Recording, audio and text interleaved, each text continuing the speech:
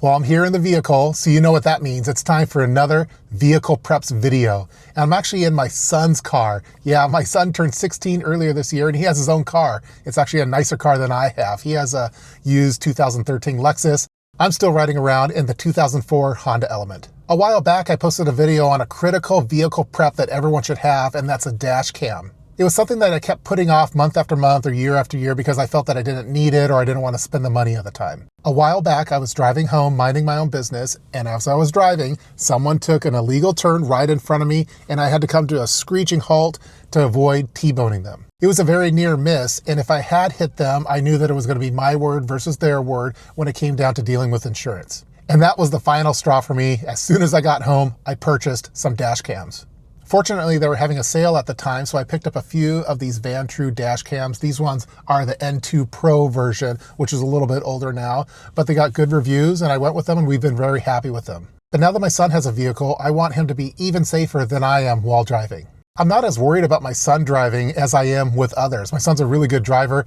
Everyone else is completely distracted while they're driving. They're on their phones, they're talking, they're distracted, and a lot of bad things happen. There's a lot of crazy people on the freeway too. I don't know if it's like this everywhere across the world, but in the Seattle area, there's some wild drivers out there. So if he were to get in any kind of fender bender, I would want some video evidence of what happened. By the way, I'm sitting in a ferry right now, so if you see things moving in the background, I'm not driving, I'm just on the ferry. These older dash cams by Vantrue have served us well. We kind of just set them up. We had the cables draping down into the cigarette lighter. Really didn't do much with it, but we just wanted that extra security.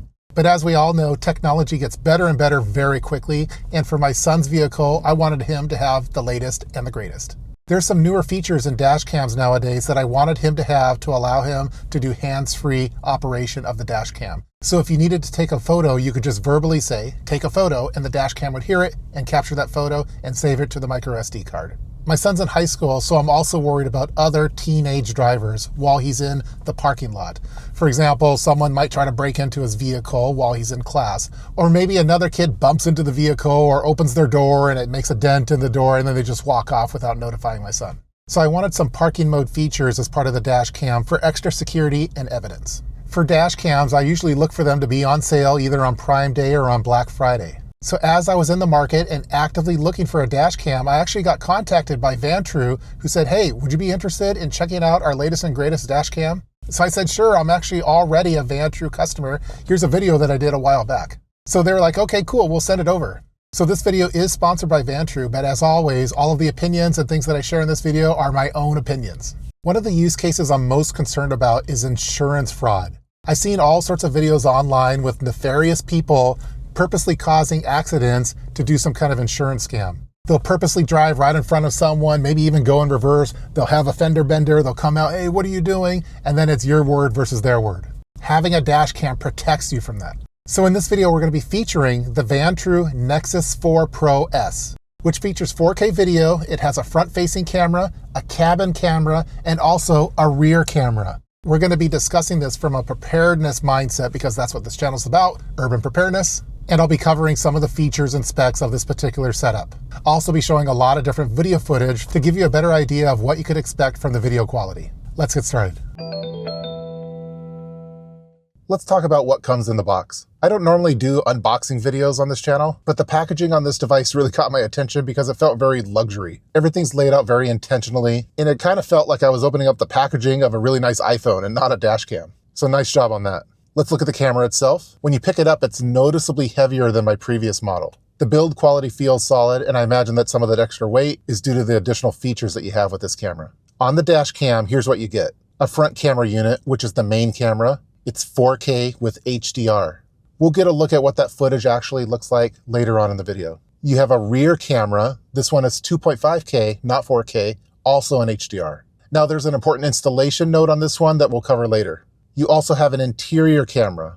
This is your third channel. This one's 1080p with built-in infrared LEDs for visibility inside the cabin in low light. However, if you want a clean install with no cord hanging, you're going to want the hardware kit to connect it directly to your vehicle battery. And if you want the parking mode feature, this is the way to do it. The camera didn't come with the hardware kit, but I purchased it separately and it cost around $20. You'll need to pick up a micro SD card separately. And you want to make sure that that micro SD card is good for 4K footage and is a high endurance card, which is the right choice for dash cam use. They're built specifically for constant read and write cycles. I'll put a link in the description box of this video. Now here's an important note on the rear camera. The N4 Pro S comes in two versions of that rear camera. There's the RC18, which is a non-waterproof rear camera, which is the one that you see here. There's also the RC09, which is the waterproof rear camera. The unit that I have is the RC18 version. Ideally, you're gonna want that waterproof rear camera, or the RC09, for exterior mounting. When you have the rear camera connected inside the vehicle, it lowers the video quality because your rear window is usually tinted, and it also has the defrost on it, which you'll see little lines on the video footage. Ideally, you would want to have that exterior rear camera located near the license plate to allow you to get clear rear video footage. Vantrue sent me the RC18, which is the non-waterproof rear camera, so I mounted it on the rear window of the vehicle. But you'll notice that the camera is recording video footage through the tint and with those defrost lines. I don't think it's too bad during daylight, although at night that does impact the quality of the rear video footage. Having the rear camera externally mounted is definitely an advantage. Again, the packaging is going to have everything that you need for installing this in your vehicle. They'll give you several 3M adhesives for attaching the cameras and for mounting the cable through the vehicle. Nice job by Vantrue on the packaging for making this dash cam feel luxury. Now let's take a closer look at the actual video footage on all the cameras in daylight and at nighttime. We'll take a look at things like license plates and other things that we want to keep record of and ensure that the video quality is good. Let's take a look at the front camera in daylight. I'm just going to grab some recent footage and pause it right here. Again, the main goal is if we needed to use this footage, would it help out? As you can see, the license plate is pretty much visible at 100%. Let's zoom into 200%, now to 300%. Let's take a look at 400%, and last 500%. As you can see, the license plate is quite visible. Now let's look at the rear-facing camera in daylight. In daylight, the license plates are still visible. Let's pause it right here. Now let's zoom into 300%, 400%, 500%. Not as good as the front footage, but definitely visible. License plates that are immediately in front of it. Some of the ones that are off to the side might be a little bit tougher to read. Now let's talk about night footage. My main question is, if someone hits my son's car at night and drives off, can I read the license plate? This particular dash cam features the Sony Sarvis 2 sensors. That's Sony's current generation low light sensor technology, which has more sensitivity, better noise handling, sharper output in dark conditions compared to the previous generation. But Vantrue also built something called Plate Picks, which is a processing mode specifically tuned to pull readable license plate detail out of low light footage. Now let's take a look at the front camera at night. I'm just going to take this footage here and pause it. Now there is some grain in the darker parts of the frame, which is normal for nighttime. I think that's pretty much what any sensor would do with limited light. But let's look at the license plate. Let's zoom in to 300%, 400%, and 500%. Pretty good overall. I believe a lot of this has to do with that Sony Sarvis 2 sensors and the Plate Picks by Vantrue. Now let's look at the rear-facing camera at night. This one's a little bit darker, especially if no one's following behind you. You don't have headlights in the rear. However, I do think that the license plate is visible and readable, and the vehicle is identifiable. So in a hit and run at night, this footage would be useful, even though we have it interior mounted. Exterior mounted would be even better. There's a lot of cool features about this dash cam, but out of all of them, the best one is probably the quality of the video that you could take at night. When you rewatch the footage that it takes at night, it looks even clearer than what I remember. That's definitely due to the advancements in technology that are featured with this dash cam. So the quality of the night footage is definitely a perk of this particular dash cam.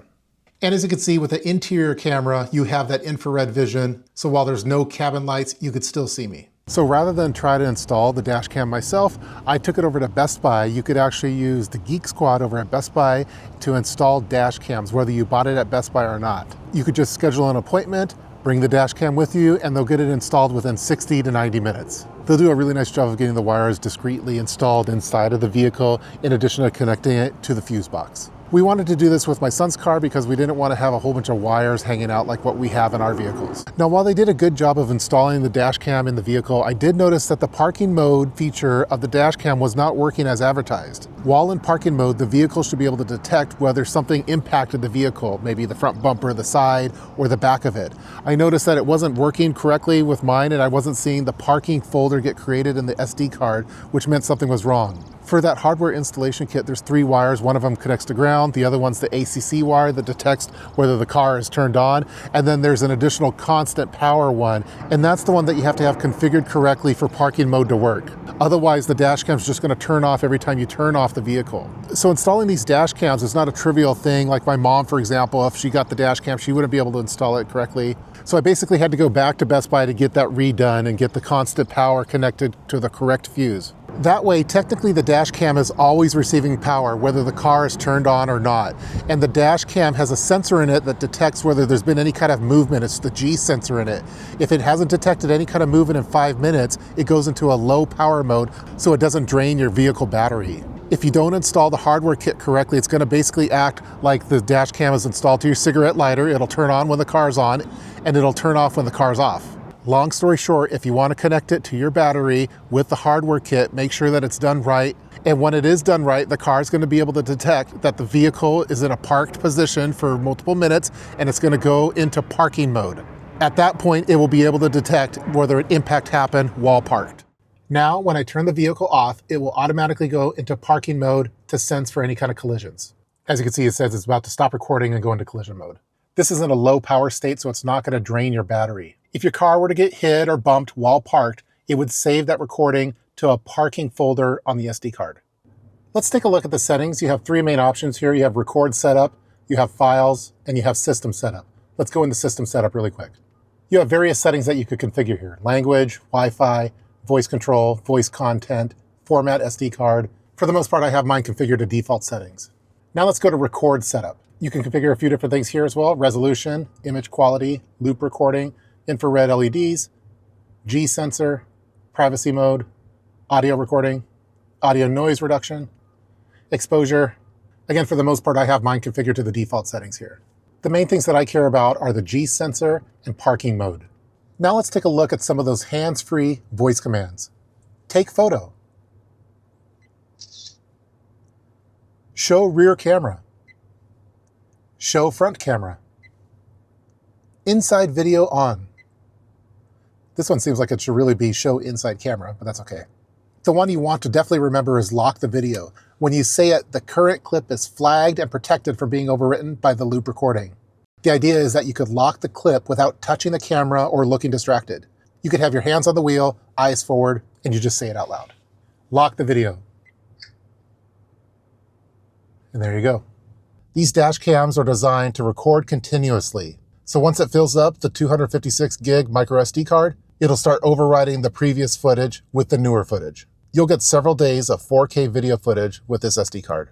When you look at the files, it has 4 main folders. You have a normal folder, which has all of the normal video footage. It loops in 1-minute increments. And you'll have a consistent timestamp for all 3 cameras: the front camera, the inside camera, and the rear camera. Those will be marked as A, B, C.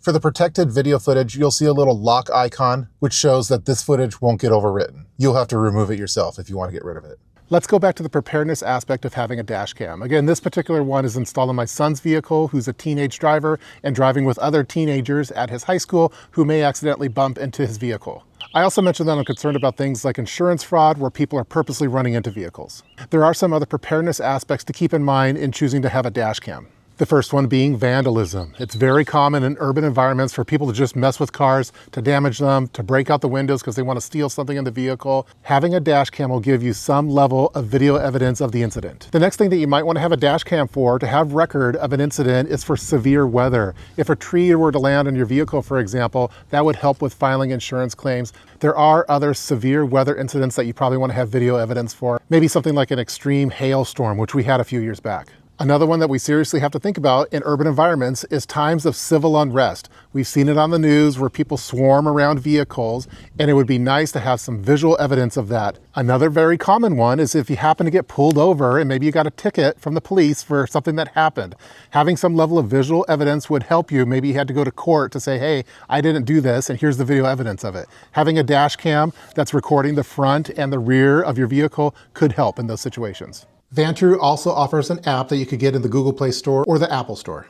This basically allows you to view the footage on your dash cam from your phone.